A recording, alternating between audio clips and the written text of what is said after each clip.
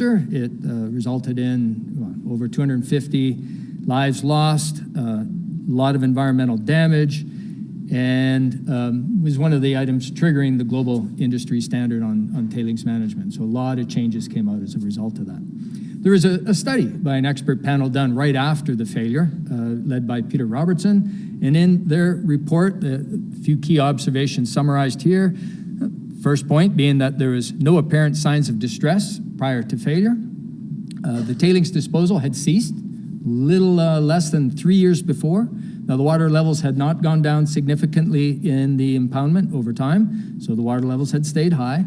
Various measurements of deformations in the impoundment showed at most 36 millimeters of movement in the last 12 months prior to that, so perhaps there was slow ongoing creep at the time, and they put it together, and through their analyses and studies, which we'll look at a little bit later, they concluded this was a result of the material being brittle and sensitive, that one of the loadings was a loss of suction above the phreatic surface, which results in a loss of shear resistance, and the contributions of internal creep as a triggering mechanism. So that was the conclusion of the panel at that time. Now, our purpose, what we're trying to do in looking at this again, was to take a look at our own tools, the tools that we use and various people use in applying to different tailings facilities and dam projects. So we want to validate or evaluate the approach we would take, and herein we would use our models, the PM4 silt, PM4 sand model. PM4 silt R is just a variation to add in rate effects, which I'll explain later. And then also we would have characterized strengths a little differently. So we want to see if we did this analysis the way we would look at it, how would we have done? So that's our main purpose. We also want to then take that model and examine what we think were, some of the mechanisms contributing to the instability. So what were the loading mechanisms that triggered the collapse? What was the role of creep and how does that affect the behavior? What are the roles of progressive failure in a brittle material? So we'll try to take a few insights on those. And then lastly, just what lessons does this have when we're thinking about long-term stability of any embankment dam or tailing storage facility in general? So that's our intent in looking at this. And so for an outline of what we're going to do today, I'm going to start with just a few slides on strain rate dependent behavior of clays and plastic silts. I'm just going to highlight a couple of behaviors that we think are important in modeling the stability analyses and drive the type of modeling that we're going to present. Then we're going to look at the PM4 silt R model, and this model is very much intended as a practice-oriented model. It is modified and structured in a way to incorporate creep effects, but in a way that is tractable and usable in a practical application. Going through that, I'll walk through the calibration process and give you some illustrative results of how the model behaves. So with that background, we'll take a little look in at the Feijao Dam again. I'll start by going over 3 different studies that have already looked at it and how they looked at it and what they got. And finally, we'll get to the analyses that we've done, and I'll walk through those with the model, response to wetting events, and a response to borehole disturbances, which you'll see are kind of the 2 candidates for triggering mechanism. And then we'll wrap this thing up. So I've got these pieces and we'll go along.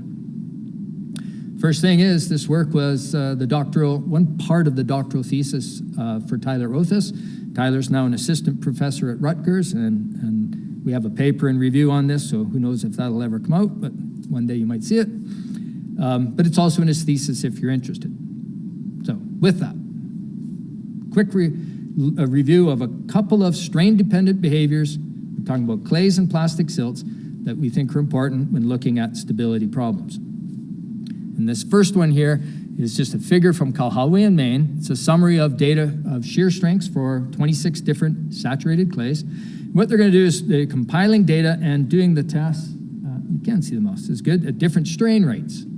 Remember, standard lab tests are at a standardized strain rate of about 1% per hour. And on the y-axis is the undrained strength you get normalized by the undrained strength at that reference strain rate of 1% per hour. So that ratio is 1 at the strain rate of 1% per hour. And you put a regression through the data, and they get that equation up there, and that coefficient of 0.1 on the log of strain rate says you get a 10% increase in undrained shear strength with a log cycle change in strain rate. So we're all pretty familiar with that. Another point I want to point on here that's very important, and that is if you slow the strain rate down below that in a standard lab test, you can actually get lower strengths. And if you lower it down about 2 orders of magnitude, you get undrained strengths that are on the order of 70 to 80% of the strength you get at a reference strain rate. Okay, we'll come back to keep that number 70 to 80% in mind as we go along. And if you think of that strain rate, that is about a strain rate that would produce a little less than 2% shear strain in about a week. And so for a lot of these soils, 2% strain after anisotropic consolidation would get you over the peak and you'd start strain softening. So if you have that kind of loading rate, you can get into these slightly lower strengths. So that's one behavior we want.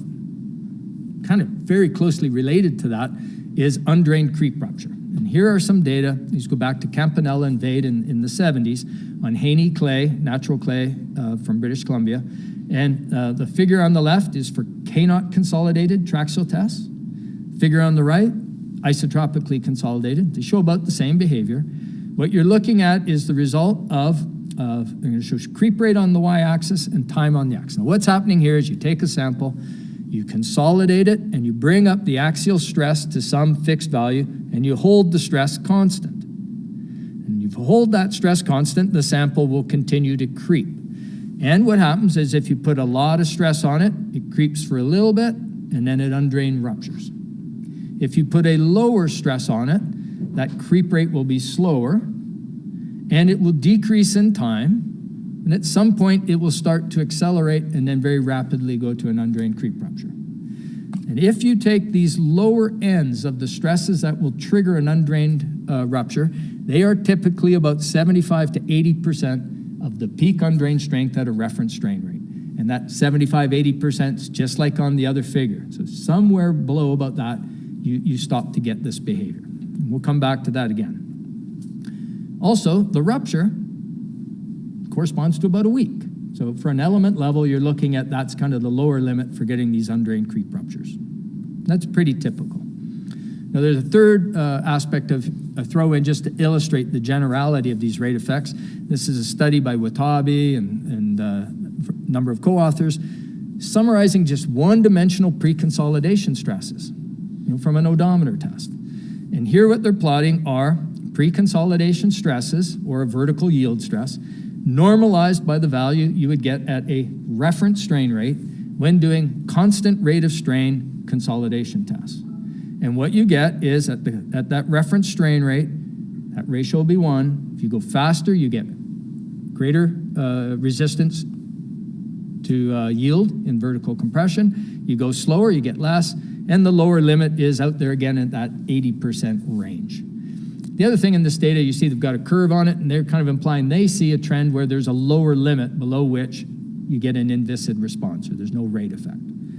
So key things there is that 75 to 80% is kind of like a floor on what you're going to get for a yield response. And that's embodied in this figure by Sheehan, and we're just looking at the idea of a static yield surface for a very simple model. This is a QP prime plot. These are yield surfaces, and the yield surfaces are for different strain rates. And this one down here is the static yield surface below which you get no rate dependence. It's like an inviscid or static yield surface. That's the intent of that, okay? So, and that just points out that if we did undrained creep, or if we did different strain rates, or if we did 1D consolidation, we're just probing the yield surface different ways. So keep those numbers in mind. Those were the motivation for what I'm going to show you when we do the modifications of PM4 silt for modeling rate effects. Trying to keep this very practical, and we want to make it so that it's easy for us to calibrate in an application. Some quick background on the model. The PM4 silt R just means rate effects. It's a modified and extended version of our earlier plasticity model for silt that put together with my colleague Katerina Ziotopoulou and myself just a few years ago. It is a critical state, stress ratio based. It's a bounding surface plasticity model. We're adding viscoplasticity. We're using a consistency approach. In this approach, the bounding, dilatancy, and critical state surfaces are all rate dependent. And then there are some handling of transient responses and stress relaxation. We use an internal strain rate and auto decay process following work by others. And then it's developed for plane strain applications, slope stability applications. It's not intended for consolidation problems where strength grows with stage construction or anything like that. It was built purely for evaluating static slope stability problems. If you're interested, the manual, the dynamic link library to work with FLAC, and all the calibration files are posted at our website with the other model, and you can download it and play with it. We'd love to hear anyone's experiences. It helps us improve models over time. Okay, so 2 figures to illustrate the general guts of this. This is the critical state line, E log P. The red line is the critical state line at the reference strain rate. And we're going to refer to a strain rate ratio when we refer to strain rate. The strain rate ratio is just the log base 10 of your strain rate divided by the reference strain rate. So log of, when that strain rate ratio is 0, we're at the reference strain, every integer change is just going up or down a log scale. And what happens is if you load it faster, critical state line shifts up. You load it slower, it shifts down.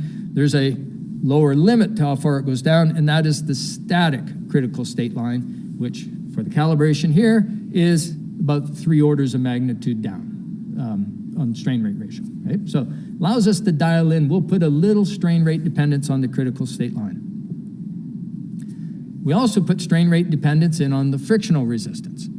And this is shown just in terms of the bounding surface. It's a Q P prime plot, so we're in stress space here.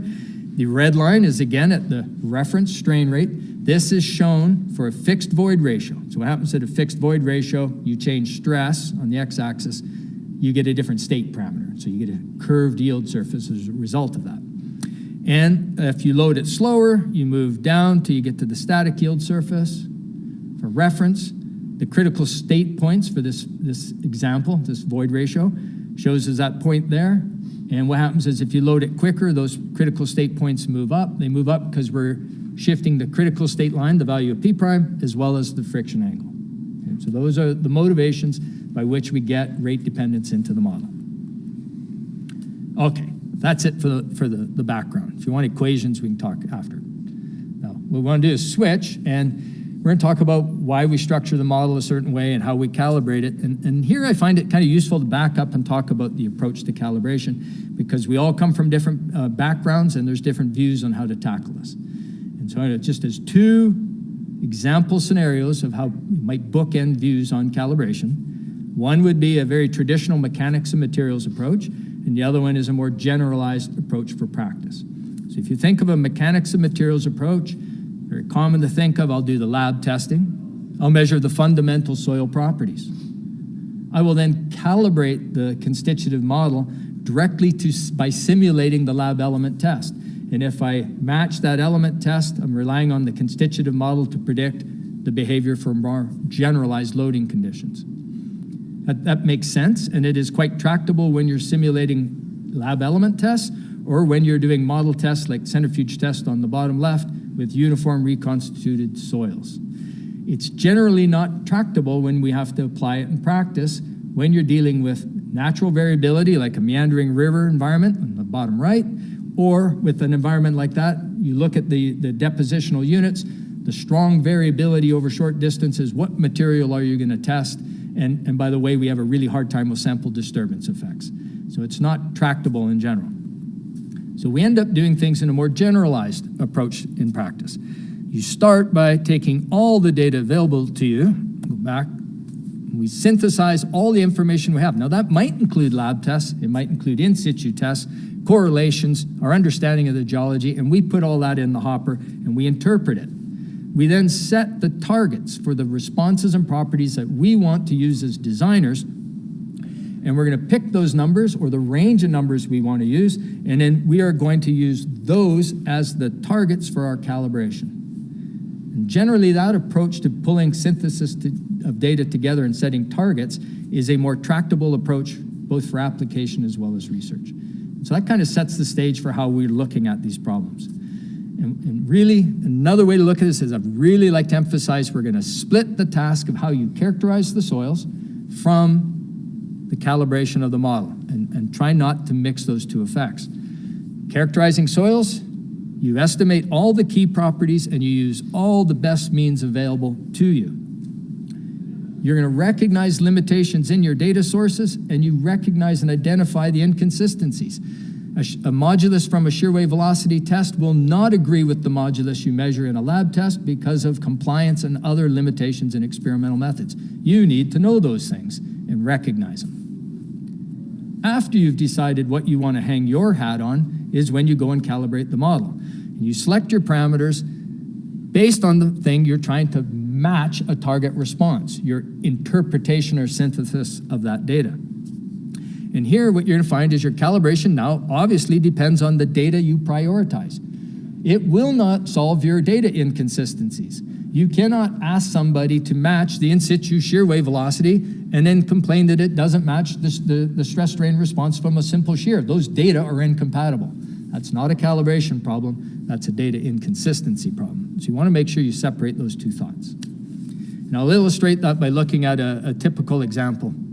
So let's set this up. I'm going to do a target response on a calibration for a hypothetical tailings dam not to be mentioned. And let's suppose I got a unit weight, I got a void ratio. I know those, that's easy. I'm going to get the undrained shear strength. You get it, lab tests, CPTs, however you get it, you pick whatever undrained strength you want to hang your hat on. You pick your peak, and so represent that as an undrained peak strength ratio of 0.27, and you're going to decide how much strength loss you might potentially get, remolded strengths. Here I use a sensitivity of 3 to get a remolded strength of 0.09, strength ratio. You need your small strain modulus. You get those, say, shear wave velocities in the field. You know how they vary with overburden stress. So you anchor your velocity and how it varies with overburden stress. You may have some monotonic lab test data. You might have those both from a compilation of lab data, or you might have them from similar materials and other projects. But you're going to make some choice in what you think is the right stress strain response. And then if you're going to include creep, you're either going to do the lab test to measure it, or you're going to make the leap that your clay or your plastic soil is much like all the others in the literature, and you're going to give it empirical values. And so here we're going to say, well, let's pick that 10% change in shear strength per log cycle of strain rate that Kahawi and Maine had, and I'll set the static yield surface down at 80%, just off Kahawi and Maine again. So I'm going to pick those two numbers. Now I'm going to go do the calibration process. And one of the things that is notorious with these types of models is that they can be very complicated to calibrate, and we've tried to structure this in a way to make it calibration relatively painless. Well, relatively. So you're going to start by selecting all the parameters that remain fixed throughout your iterations. Those are the easy ones. You're going to set your large strain critical state strength ratio. That's at your reference strain rate. You're going to set your shear modulus and how that modulus varies with confinement based on your shear wave velocity field in the data. You set your void ratio because you have your data for that. And you set what you're going to use for representative compressibility and critical state friction angle.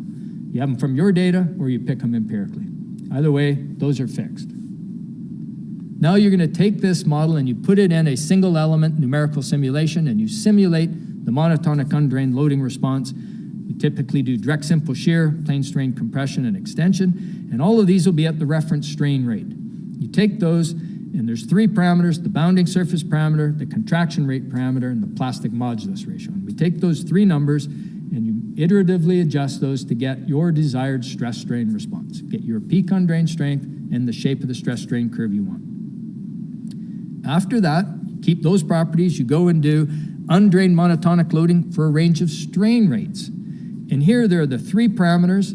The FP and FMEM are the how much rate effect you want to put on the critical state line, how much rate effect you want to put on the critical state friction angle, and then the R gamma min is how low do you want that static yield surface to go. So those 3 parameters, and you adjust those to get your rate dependency. Take those. Third set, you do undrained creep rupture, and here you're just making sure it's behaving right.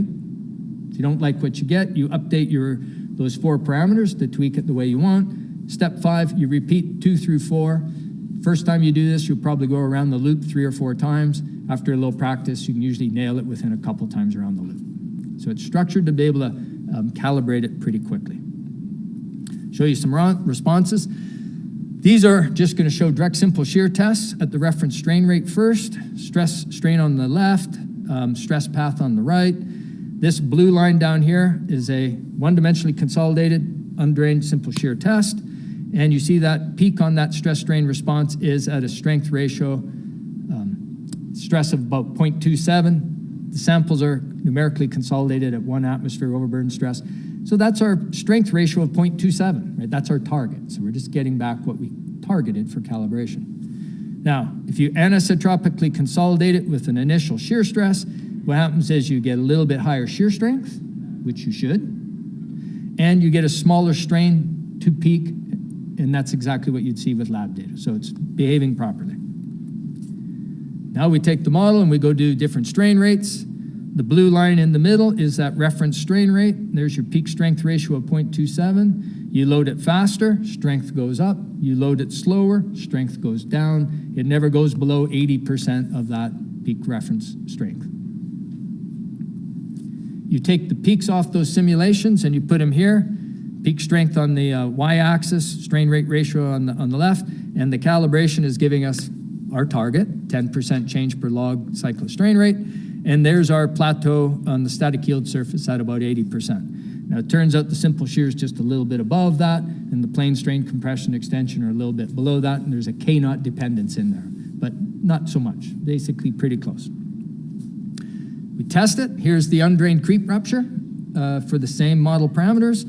And in these simulations, what you're seeing is we take the specimen, we normally consolidate it vertically, and then we apply a shear stress at a reference strain rate, and we ramp up that strain rate till we say get to that blue dot. At that point, you stop and you hold the shear stress.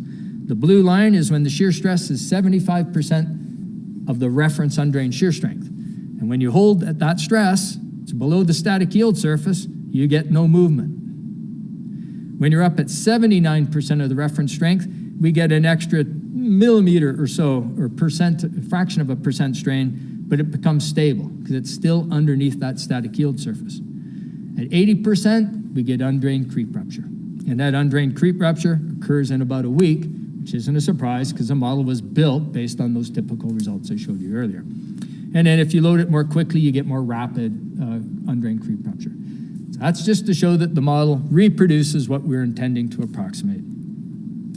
Now we can put that aside. We're going to go look at Feijao dams. Quick summary of prior studies for context. Okay, first one was the expert panel. This is Robertson, DeMello, Williams, and Wilson. They were commissioned by Vail to look at the study. The report's got a lot of detail. We build off everything they did. It's a very well documented report. And so they developed sections like the one shown on the bottom. They developed them using review of the construction records, the aerial and satellite images, and the explorations for the site. And if you look at the bottom cross-section, you see that the dam was built by the upstream construction method. That was in about 10 stages over, I forget, like a little over 35 years or so. In the cross-section, the dark red over on the right, that is the slimes. Those are CL materials, and those slimes are pretty weak, but they are not part of the initial failure mechanism, so they don't really control what we're going to look at. The lighter red is the finer tailings. These are plastic silts, MLs, low plasticity silts, soft and normally consolidated, and the yellow are coarser tailings. These are high fines content silty sands, essentially non-plastic and loose, and those are the materials. And what you can see in here is sometimes the fine tailings, the light red, you see they're sometimes continuous all the way out horizontally to the face. And the reason is the photograph on the upper right. It depends on how you operate the pool, the pond. And if the pond is allowed to come up to the face of the dam, then you can get the finer grain sediments all the way up close to the face. If you keep the pond further away from the face, then you get more of a beach of the coarser sands. And that, from the history, they can tie that together with the investigations. That is why these horizontal layers of the finer tailings, they're going to control the response because they are continuous enough to form a mechanism. So in this study, what Robertson and al. did is they characterized the tailing strengths, and they used a state parameter-based approach. They got their critical state properties from lab testing, mostly with reconstituted soils. Then to get the in situ state parameter distribution, they used 3 different correlations to CPTs. They took those distributions and they did some stability analyses. These were primarily performed using FLAC 3D. Here they're using a strain weakening Moore Coulomb material model, elastic plastic strain weakening. They took their stochastic distributions and or distributions of state parameters, and they generated 40 stochastic realizations of the state parameter variability in the model of the embankment. They then performed factors of safety calculation, and they got factors of safety from 0.5 to 2.2 using a strength reduction method. That is a big range of factors of safety to get from an analysis, right? Everything from 0.5 to 2.2. And so that doesn't, I mean, that we'd have a hard time doing engineering if we thought we couldn't do better than that. So when you then take that, they needed to do some analyses. They picked 4 of those realizations, and those 4 realizations they picked were ones that were marginally stable with factors of safety of 1 to 1.16. They then turned around and adjusted the strengths so that all the 4 realizations had a factor of safety of exactly 1. And they start the analyses there. So the idea is, I got something at a factor of safety 1, can I get it to trigger? The answer is going to be yep. And the trigger event they analyzed with those realizations involved loss of suction and creep, but both of those are modeled by imposing a strength reduction. So you say, if I lose suction, that must give me a strength reduction. If I have creep, the creep must give me a strength reduction. They put just reductions in strengths, and then that caused the instabilities. Their findings: the failure was attributed to the brittleness of the material, the loss of suction due to wetting, and the internal creep, again imposed as strength losses. They eliminated the possibility that the drilling that was ongoing at the time of the failure, that was not a potential trigger in their opinion. They also eliminated other things, such as blasting in the area, small earthquakes in the area, rising water levels, spring seepage in the pond area, foundation deformations, internal erosion, piping. Any of these were also looked at and eliminated. So the key, though, is they don't think the borings did it. They think the brittleness, loss of suction, and wetting and creep did it. Okay, after that comes the second study. This one is by Simney. This is Arroyo and Jens. Also has some really great information in it. They were also commissioned by Vale and the Brazilian authorities to take an independent look. They take a look at the tailing strength characterization. They also use a state parameter-based approach in setting up all their data. They get their critical state properties from lab testing on reconstituted specimens. Then they turn around and get the state parameter distributions in the field, and they use these using 2 different correlations with the CPTs. And then they take that, and from there, they're going to select some properties for analyses. They do their stability analyses using Plaxis. They do both 2-dimensional and 3-dimensional. The 3-dimensional analyses are actually a 15-meter wider slice through the dam. So it's not a full 3D, it's just a 15-meter wide slice. They used the clay and sand model, which is CHASM, and they modified it to include viscous overstress, so they call that CHASM Visco. Some of the model parameters that if they show that if you take their parameters, these are the strength ratios they get.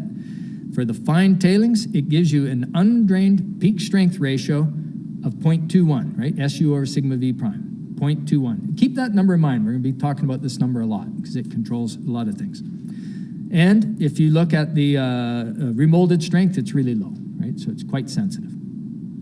They have different, everyone has slightly different names for the tailings materials. So here they find tailings, they go tailings mixtures and coarse tailings. And so when we look at the studies, they have slightly different names, but it's, you can fill in the blanks. As you move to the coarse tailings, which are more the loose silty sands, peak strength ratio is about 0.3. The tailings mixtures are in the middle. They are all sensitive and have strength loss if they get remolded. Okay, so again, keep the 0.21 in mind. They then imposed loading on their model, did different sensitivity studies, and concluded that the drilling of the borehole at the time of the instability was a potential trigger of the collapse. And they concluded that the loss of suction due to wetting and internal creep were eliminated as potential triggers. So it's the complete flip conclusion from the prior study. And they also looked at other potential triggers, the blasting, earthquakes, et cetera, and said, nah, none of those actually make sense either. So we just want to take a look at these 2 key candidates and what we think of them. There's a third study done by Whittle and colleagues. This was an independent look at the site characterization and evaluation of stability. They did not want to look at what triggered what. The site characterization, you're gonna have that layer of slimes come from the pond all the way down over the laterite foundation, get right down close to the starter dam. So you're gonna have a slightly different stratigraphy, quite different from the other two. And after looking at strength data, they went for it's a low plasticity, normally consolidated fine grained sediment. So SU over P prime is 0.22, right? We all know that number. So that's pretty typical. They point out that would be consistent with the CPT data and an NKT value of about 10. And those are pretty common ways for us to characterize fine-grained, normally consolidated sediments. A slightly different way of looking at it. So for them, key things, the slimes and the intermediate tailings, strength ratios are 0.22. When you get into the higher permeability coarse tailings, they are going to say that that's drained, which is probably quite reasonable. And then the foundation, they're going to model it as drained. They do their stability analyses using a 2D finite element limit approach, and this does not have strain softening, so it's not a strain softening model. And they get the factor of safety is just a little bit over 1.1, so you're marginally stable. Okay, keep those numbers in mind. The 0.22, remember, SIMNI used 0.21. These are the three cross sections. Top one's Robertson et al. We already looked at that. Middle one's SIMNI, bottom one is Whittle. If you look at Whittle's, you see the slimes, the more plastic materials come all the way down over bedrock, or it's colluvium over bedrock, right down to the starter dike, and that the other two models did not bring that slime all the way down to the face. And as a result, the failure mechanism on the bottom right by Whittle et al., the mechanism comes down, goes along that interface, and then kicks underneath the starter dike. Now, the other studies note that the field evidence is that the failure mechanism did not kick into the foundation, so they do not consider that a likely interpretation. Now, with that said, if you look at the SIMNI study, these are displacement contours. You see that red line, the red kind of cuts out right above the top of the starter dike, and that's like you're shearing out through these weaker materials right above that starter dike on the face. So the weaker, finer grained soils are controlling. Same thing was out of the Robertson et al. Report. That mechanism is kicking out on the face just above the starter dike. So those are the three studies. Okay, so we want to take a shot with our tools, see how would they do. So first one, a little background. We're going to do our analyses in 2 dimensions. We're using FLAC 8.1. You have to have the creep module to run it with creep, so it's a little add-on. We're going to use the cross-section by Robertson et al. We looked at it, thought that looked quite reasonable. We're using PM4 silt R and the PM4 sand models. The PM4 silt R is being used, shown here, for the foundation residual clay soils, for the fine tailings in the body, and for the slime. And then PM4 sand is being used for the coarse tailings and the embankment.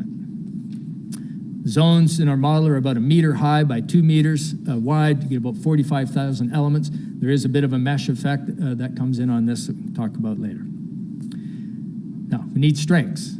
I'm just going to illustrate 2 different CPT profiles in the embankment to illustrate what we're looking at. One from near the crest and one further back in the pond. So first, the one that comes off the crest, typical CPT profile. Cone tip resistance on the left, and sleeve friction, pore pressure, friction ratio, and the soil behavior type. What you see in the cone tip, you see you're going through materials with very low tip resistances, and then it jumps up, low, and jumps up.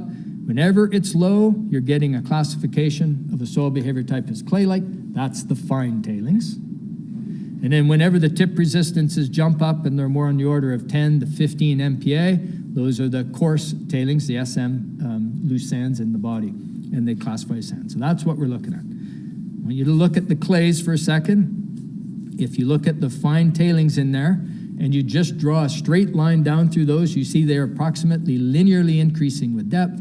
That's what you'd expect in a normally consolidated strength or sediment when the strength is increasing linearly with vertical consolidation stress. So it's just following the pattern you expect. And what we're going to do is just go into each of those fine tailings layers and pull off representative tip resistances off the different CPT profiles. We repeat that. This is the CPT that's further inside the pond.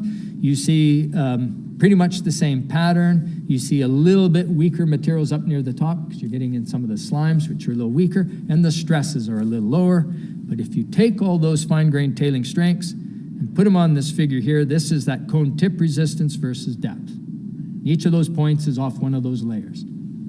You know the vertical stresses. You can compute the peak undrained strength from the CPT. We're using an NKT of 9. Then if you do that, you get an undrained strength. You can normalize it by overburden stress. You get a bit of scatter.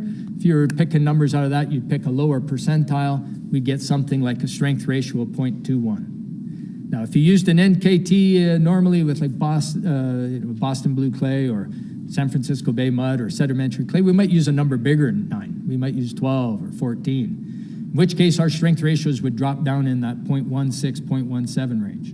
But there is some data on this which suggests this should be higher, and NKTs tend to be low in brittle materials, as shown by a number of other people, so we went with 9. But our strength ratio of 0.21 is same as SIMNE's, a little bit less than what Whittle et al. Got. And we're going to use a sensitivity ratio of 4, based on field vein and CPT data in the Robertson study. Okay, fine tailings control. So the sands, coarse tailings, just do this a little quicker. And what we're doing here is we're being informed by the strength data in Robertson and the SIMNE study. We're going to use correlations for strength ratios from Olson and Stark and by myself and Ed Idris. Same thing, here's tip resistances from 10 to 20 MPa. And you go through, you can estimate relative densities, liquefied strength ratios. You get strength ratios of about 0.08 and peak strength ratios of about 0.29. 0.29 looks an awful lot like the ratio from the SIMNE study, so we're not changing anything relative to what the others are doing anyway. We're really going to be changing the constitutive model and seeing if we get some of the different insights. Okay, so representative properties are all in this table. These are the targets. This is what we're going to target the calibration to. And the key ones, coarse tailings, peak strength ratio 0.29, fine tailings, strength ratio 0.21. The slime is back away from the face of the impoundment. We think it's a little weaker, we get 0.16. It doesn't affect the response. The number that really matters is that fine tailings number of 0.21. And they're all slightly sensitive. Okay, now you switch and you do the constitutive model calibration. I already showed you how we would approach that. So, table, the left, are the calibrated parameters for PM4 silt for the 3 materials that we use it for. And the table on the right are the calibrated parameters where we use PM4 sand for the embankment and the coarse tailings. Really, everything that governs is the fine tailings. So there's the parameters, and we'll show you the responses are basically what you saw before in general. Just to illustrate them directly for this case. First, peak undrained strength. There's the stress ratio, stress strain. There's the peak right over 0.21, slight dependence on anisotropic consolidation. We then put on strain rate effects. This stuff is lower plasticity. So at the time we thought, well, let's use about half of what we see with clays, and we used a 5% change in strain rate per log cycle of strain rate. And we set the static yield surface at 90% of the reference undrained strength ratio. And so that's what you see in these strain rate dependent stress paths or stress strain curves. And then we do the undrained creep over on the right, and that's why over here you see you need to have a stress applied greater than about 90% of the undrained strength to get undrained creep. Anything less than that, we go stable, right? So I've already seen that. We take those data, we throw them on here. This is just confirming strength versus strain rate. There's our 5% per log cycle. There's our plateau at about 90% of the reference strain rate. All right, now, at that time, SIMNE study comes out, and they have a limited set of data, but they have data at 3 different strain rates, and the interpretation is an average strain rate dependence of only about 2%, so it's less than what we've used. But we're going to show you what happens if we change the strain rate dependence over that range later in sensitivity studies. So we're using a little bit more than is based on the data they have. Okay, so we're going to get a little further into these analyses. First, you're going to get the seepage conditions. Shown on the bottom, top figure is saturation levels. Bottom is the pore pressure contours. What we're going to do is we're going to do a seepage analysis. We're going to do it uncoupled from the stress strain response, and we're going to calibrate the model to be consistent with the piezometer data, the phreatic surface, and the analysis results in Robertson et al. Now, FLAC does not model seepage in partially saturated soils. This does not have that capability. And so what ends up is, because we don't have the partial saturated material flow, then we get a little bit different response. We have to adjust the permeabilities to honor the piezometer data in the field, which is our most important thing. We set the pore fluid tensile strength in the FLAC model so that you get capillary rise of 3 meters in the fine tailings, 1 meter in the coarse tailings, and 1 meter in the embankment materials. And those seem consistent with the soil water characteristic curves that were used in the Robertson et al. Study. So that's seepage. Next thing you got to do is get the initial state of stress. I want to go through all these details so you kind of know what's underneath this hood. So the first thing is we got 3 steps we got to walk through. It's going to be uncoupled from the seepage analysis to set these initial stresses. We start, much like we would in practice, you set the initial state of stress based on just the weight of the materials above you, initial K-naughts of a half. We use a more coolant material model, stress-dependent moduli. You turn on gravity and you solve for equilibrium. And it gets you at least contours of vertical stress in the bottom that honor the weights of the materials. The second step is we switch over to the nonlinear models, PM4 sand and PM4 silt, but without any rate dependency yet, and we resolve for equilibrium. We now have different moduli, slightly different stiffnesses, and everything goes a little, moves a bit, restabilizes a bit. The third step is we now put in the viscous rate dependence for the PM4 silt R model, and you turn on creep and you let the model creep. The reason is you're trying to bring the model to a long-term, steady-state, consolidated condition, allowing it to creep to that stable condition. And when you finish, no further creep, all stress points will have brought themselves down either onto or within the inviscid or static yield surface. So at this point, everything's stable and everything's not going to show any undrained creep rupture because it's on the static yield surface. So we got it nice and stable. Want to check initial stresses. Top plot is just contours of vertical effective stress. Next one is static shear stress ratio, and the next one is K-naught. And they show a little bit of jiggliness to them. And what's going on is, like down here in K-naught, the contours are at K-naught of a half. When you're in the sandy materials, you get 0.45. When you're in the fine tailings, you get 0.55. And so it's toggling right across that transition. The one I really want you to look at is this point here in the middle graph. Right in the body, right behind the starter dike, stress ratios, horizontal stress over vertical stress are right at about 0.2. And so we've got anisotropically consolidated, gives a bit more strength, but we're right on the yield surface in that range, that static yield surface. So keep that in mind too. Okay, I'm almost to the results. It goes quickly, it gets closer to the end. I need a side analysis because we want some context for what this all means. Given that state of stress, given the properties that we've picked, and step over to the side and we're going to just do a static factor of safety analysis using the strength reduction method and more Coulomb models with those strength ratios, just so we have context of where are we for stability.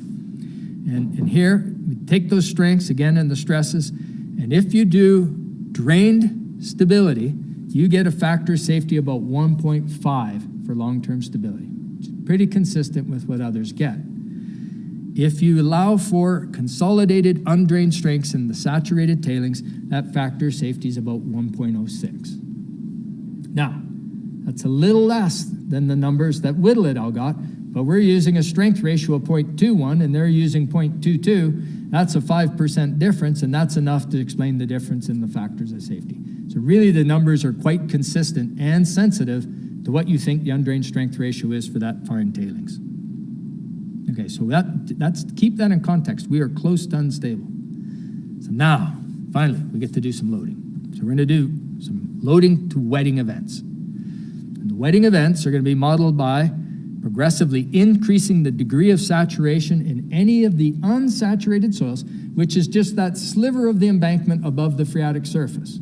So only in that zone, we're going to add some moisture due to rainfall infiltration.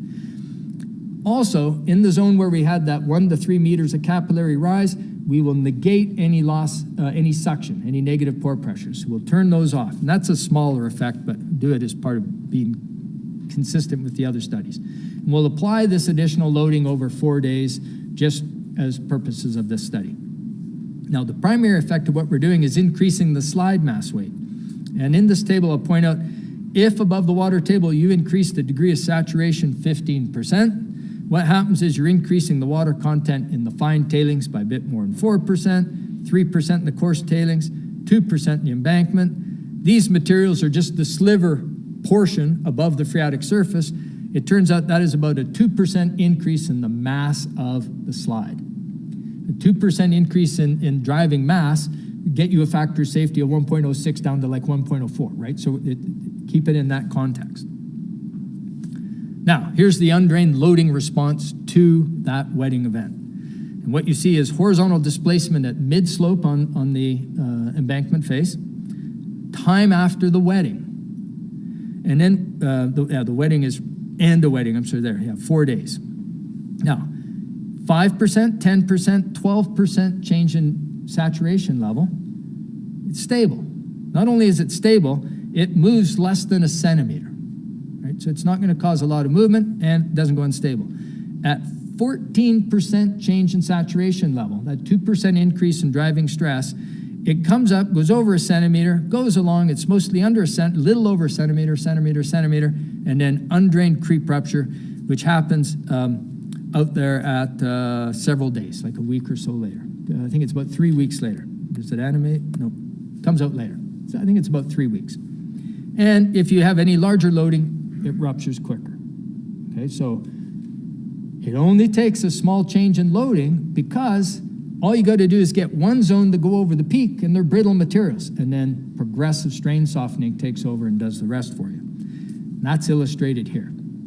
So these are contours of shear strain. This first one was when the slope already gets to 10 centimeters.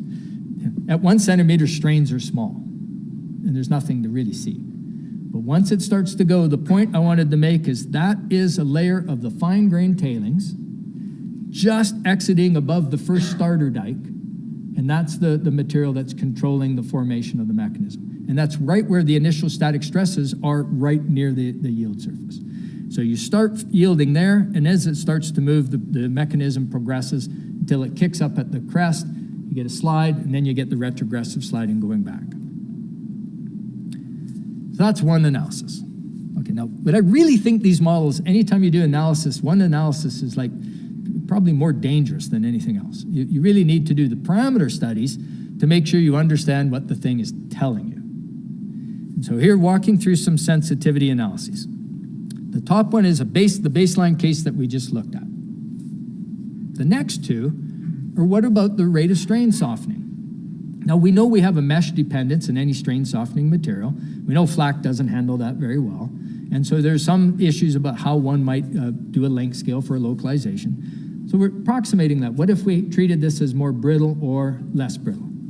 If you make it more brittle, same strengths, but more brittle, progressive failure is enough to make it, you'd only need a 1% change in saturation level to cause it failure. You're right at instability.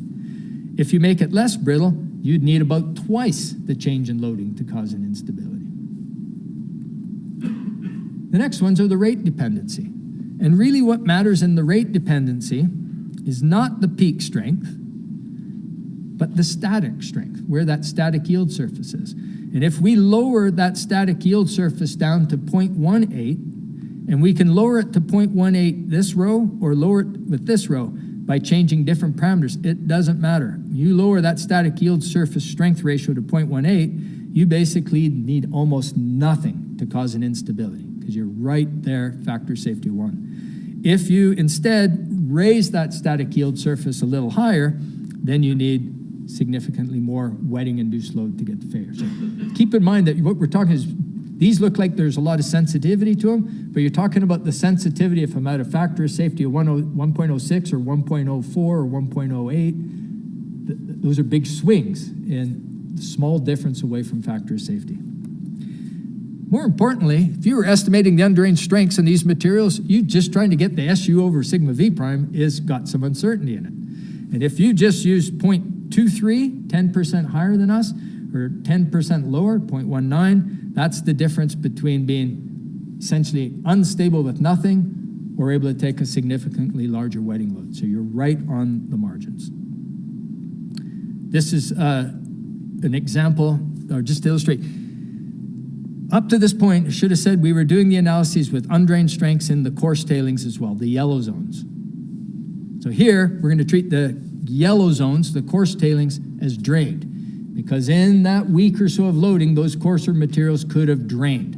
and then they would have drained, they would not have had undrained creep rupture. It has a really small effect on the results for the base case and for other cases, because the failure mechanism seeks out the fine-grained tailings. And so that dominates the response. The foundation condition. We had used an undrained strength ratio for the clay alluvium 0.5. We reduced it to 0.4 just to illustrate how close the mechanism was ready to toggle to something that would seek out that foundation and go underneath the dike, kind of like the study by Whittle et al. And so that strength will toggle that pretty quickly without changing more of the global responses. Now I'd point out, like in the SIMNI study, they just said foundation clay isn't the issue. That's not where it failed. So they just modeled it as elastic. So that's an easy way to not have it fail there, right? Okay, that's the wetting. We've got one more is the borehole response. Okay, so wetting seems like it could have done it. By the way, there was heavy rains the month or two leading up to the instability, but no heavier than they'd really had in previous years. So you're right on that edge. Okay, so there's boreholes. The site was being explored prior to the failure. Their boreholes were being installed for this instrumentation program, and one of the key points is they were using water as the circulation fluid. Now there are 3 holes of note. DHP 15 was installed several months before, so that's so far before the failure. Anything around it disturbed would have consolidated. Borehole SM09 was drilled the month before the failure, so it depends on how big the disturbance zone and is how fast it consolidates. It probably is not the issue. SM13 was drilled at the time of failure. So borehole disturbances, they've been modeled different ways. What Robertson et al. Did was they said, okay, if you drill this hole and if using water as the circulation fluid, if you disturb or overpressurize the soil around the borehole, they would assign a low strength ratio, 0.01 as a ratio, to a 1 meter diameter zone around the boring. And then that wasn't enough to trigger instability, so they said, okay, that couldn't have been it. In the SIMNI study, they suggested overpressurizing could have caused the strength loss. They did slightly differently. In the 2D model, they did a 3 meter wide, or 3 meter tall by 1 meter wide zone.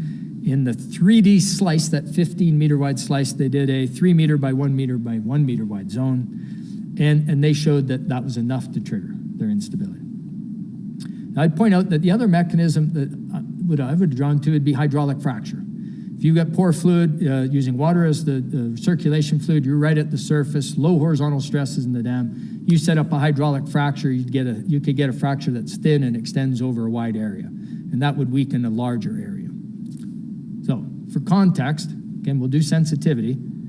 If you thought you lost strength over a 5 meter wide zone in our 2-dimensional model, and 5 meters is bigger than what they said, so it's just the starting point. That would be roughly a 2% loss of shear resistance over the whole failure mechanism, analogous to that 2% change in mass that I assigned from the wetting. So keeping that just as reference. So there's the boring on the upper right at SM13. And what we're going to do is we put disturbances at different locations.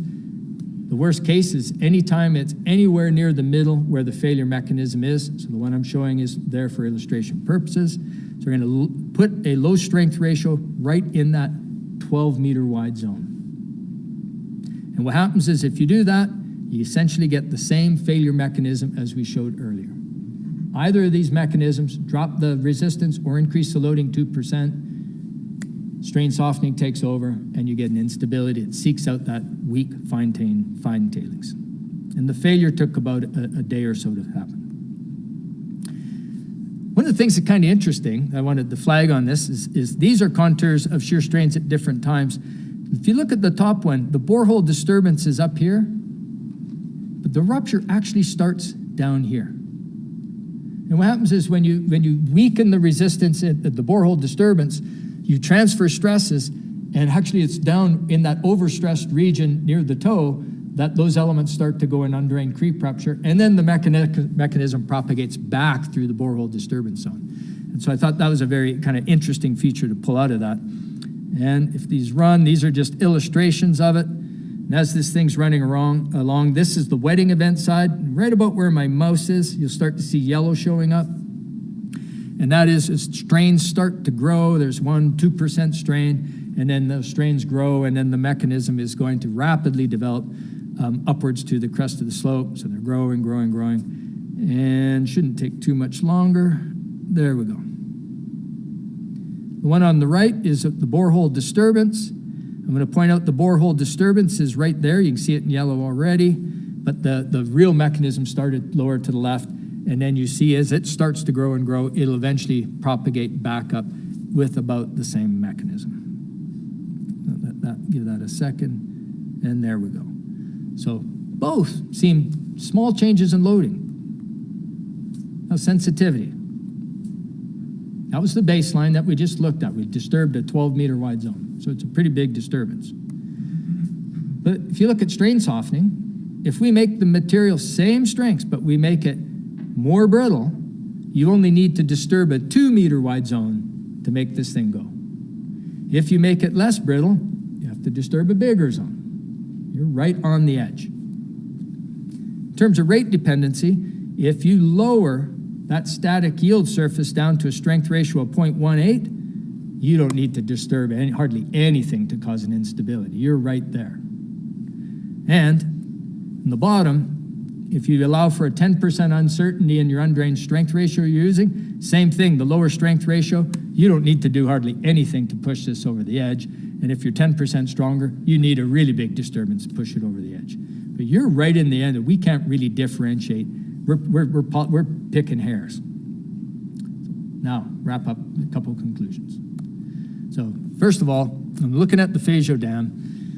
The key here is this stability of this dam. I mean, it was really strongly affected by how you characterized the fine tailings. Okay? That's the weakest material, and it's laterally continuous out to the face because of the way the pond had been managed at different times. And point out that, like what Whittle et al. Had done, did the same thing, is you get undrained strength using procedures that we use commonly in practice, where you're just using SU over P prime and getting it from the CPT or getting it from empirical correlations. That's all you needed to know, that these slopes were right on the verge of instability. So there wasn't a lot of mystery to that.